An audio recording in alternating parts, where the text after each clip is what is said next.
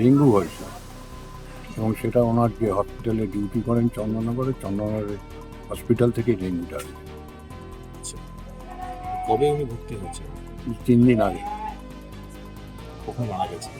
মারা গেছে কালকে, মানে আজ রাত্রি 3:30টার সময়। উনি চন্দননগর হাসপাতালেই ডিউটি করতেন। হ্যাঁ, চন্দননগর হসপিটালে ডিউটি করেন। আমিও তো চিকিৎসক ছিলেন। হ্যাঁ, স্বামীও ওনার ডাক্তার, তবে উনি কুচবিহারের ডাক্তার, আগে পিজিতে ছিল। মানে ওই এলাকাটা কি মানে মানে মানে হসপিটাল থেকেই এর ডেঙ্গুর ইয়েটা এসছে না? হসপিটাল থেকেই গেছে। এলাকা আমাদের পরিষ্কার আছে, এলাকা কোনো অপরিষ্কার কিছু নেই, এলাকা একদম পরিষ্কার।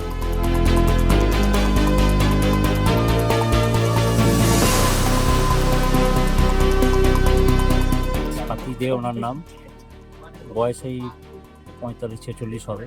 উনিও চিকিৎসক ছিলেন পেশার। খুবই দুঃখজনক ঘটনা। কয়েকদিন ধরে চিকিৎসা চলছিল, আশঙ্কাজনক অবস্থার খবর আমরা পেয়েছি, আমরা উদ্বেগে ছিলাম। প্রথমে তাকে একটি বেসরকারি হসপিটালে ভর্তি করা হয় পরিবারের পক্ষ থেকে, পরে কলকাতায় পিজিতে ভর্তি করা হয়েছিল। ক্রমশ অবনতির দিকে যায়, শেষে তাকে আমরা হারালাম। এটা দুঃখজনক।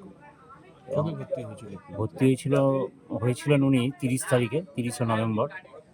তা আজ ভোর রাতে আর কি 3টের সময় উনি প্রয়াত হয়েছেন। আর আমাদের এলাকা এই মুহূর্তে ডেঙ্গু মুক্ত আর কি। কিন্তু এই ঘটনাটা আমাদের মনে দুঃখ দিয়ে গেল। আমরা যতটা সম্ভব মানুষকে আহ্বান জানাবো, নিজেদের যতটা ডেঙ্গু প্রকোপ থেকে বাঁচার জন্য যতটা সচেতন হওয়া যায়। এনারাও যে এলাকায় বাস করতেন যথেষ্ট পরিষ্কার পরিচ্ছন্ন আমরা করে রেখেছি, তা সত্ত্বেও এনারা তো বিভিন্ন ফিল্ডে কাজ করেন, চিকিৎসক এনারা। সভাপতি কীভাবে কী হলো আমরাও জানি না।